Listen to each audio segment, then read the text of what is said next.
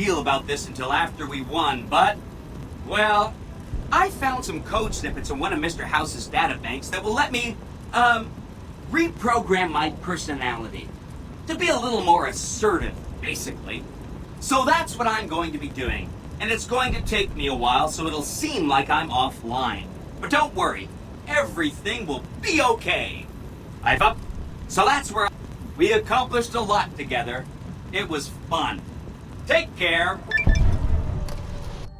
And so the courier who had cheated death in the cemetery outside Good Springs cheated death once again, and the Mojave wasteland was forever changed.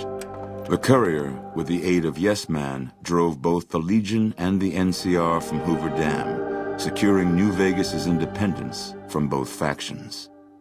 With Mr. House out of the picture, part of the Securitron army was diverted to the Strip to keep order. Any chaos on the streets was ended. Quickly. Chaos became uncertainty, then acceptance with minimal loss of life. New Vegas assumed its position as an independent power in the Mojave. Supporting the ideals of independence, the courier was recognized as the man responsible for a truly free New Vegas. He ensured Mr. House's tyranny was broken, and neither Caesar's Legion nor NCR would ever gain control over New Vegas. Tabitha and Rhonda went east, through Caesar's land. Occasionally, tales of their exploits found their way back west, though few believed them. Eventually, the stories concerning the duo were collected and published, and proved to be quite popular with children. Invigorated by his travels with the courier, Raul once more took up his guns in memory of his lost Rafaela. Soon after, the Mojave was filled with tales of the ghost vaquero who hunts down those who prey on the weak. Though the wasteland became anarchic after Hoover Dam, the Boomers' display of power dissuaded fortune seekers from attempting to penetrate Nellis. Buried beneath tons of rubble, the Mojave chapter of the Brotherhood of Steel was no more. Those few who were outside the Hidden Valley bunker when it was destroyed settled into new lives, or headed west to find a new chapter to join. Though she'd seen the writing on the wall, the destruction of the Mojave Brotherhood came far more suddenly than Veronica had expected. The news devastated her. Despite her best efforts to leave her past behind, she found herself compelled to make one final journey to Hidden Valley. There, she paid her last respects to the only family she had ever known. Their leaders destroyed by the courier, the fiends scattered throughout the wasteland. Without the organization of Motor Runner, Cook, Violet, and Driver Nephi, they were easy prey. After the courier ensured New Vegas remained free, the followers found that independent Vegas was even more unstable and violent than before. Old Mormon Fort became excessively burdened by the influx of patients, struggling to provide even the most basic of services. Arcade was tending to the locals of Freeside when he learned that Caesar's Legion had been defeated, and NCR was being pushed out of New Vegas. Though he found that independence for New Vegas was not all he hoped it would be, Arcade did his best to help the locals govern themselves. With New Vegas's independence formally declared, Good Springs thrived. More travelers stopped by Good Springs on their way to and from the Strip, and the locals grew prosperous from the traffic. In the years following the destruction of Cassidy caravans, NCR used evidence of the plot to blackmail the Crimson Caravan and the Van Graffs. NCR enacted strict trade laws with little resistance, strengthening their supply lines and their position in the Mojave. Both the Van Graffs and Alice McLafferty were removed from their post in the east. During their trek west, however, their caravan was wiped out by raiders using advanced weaponry and military tactics. No cargo was taken.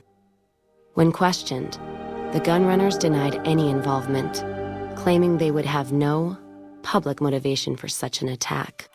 Cass lived to see the courier bring down 3 armies, and by her count, that was 3 more than she'd expected.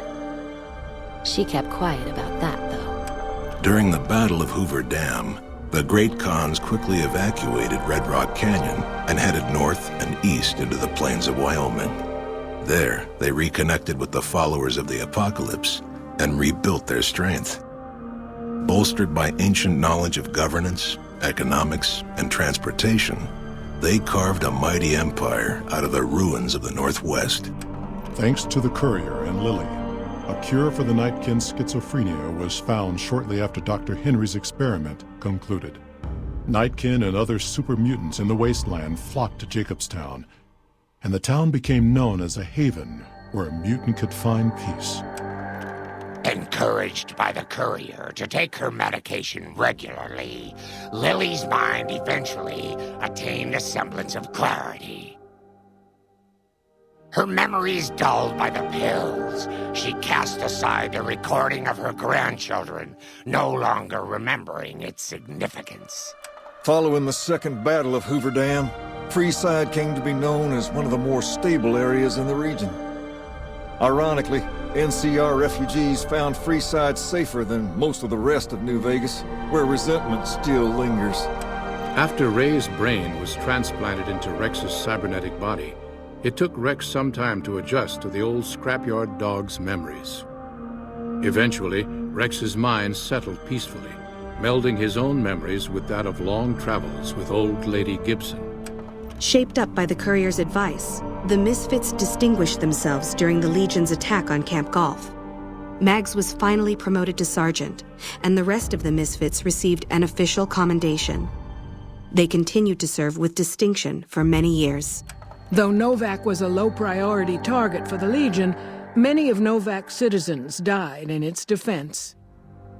In the weeks that followed, several bright followers returned to Novak to help restore its defenses, allowing it to remain independent of NCR. Though NCR was withdrawing from the region, Boone remained in New Vegas, finding work as a security guard and caravan scout along the highways.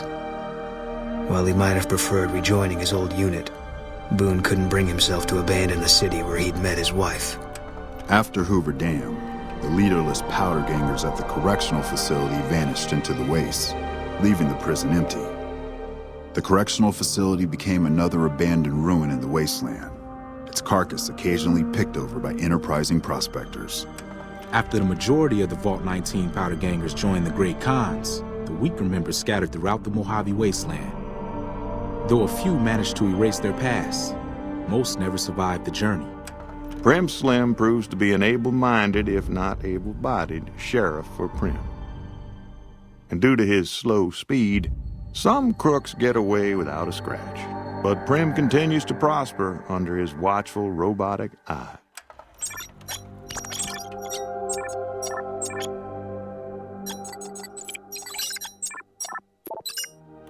Despite distinguishing themselves during the Second Battle of Hoover Dam, the Rangers' victory was short-lived due to the courier's interference. Chief Hanlon personally directed the evacuation of the Rangers to Mojave Outpost as they fell back into NCR territory. Bitter over the waste of life in the Mojave, Hanlon stepped down from his post. After a campaign in which he denounced Oliver's and Kimball's hawkish, imperialist ways, Hanlon was elected as the Senator of Reading. After their bold arrival at Hoover Dam, the remnants disappeared as quickly as they came. Legends of their power spread throughout the Southwest, a reminder of why people once feared the sight of vertibirds in the sky. And so the courier's road came to an end, for now. In the new world of the Mojave Wasteland, fighting continued, blood was spilled, and many lived and died just as they had in the old world. Because war never changes.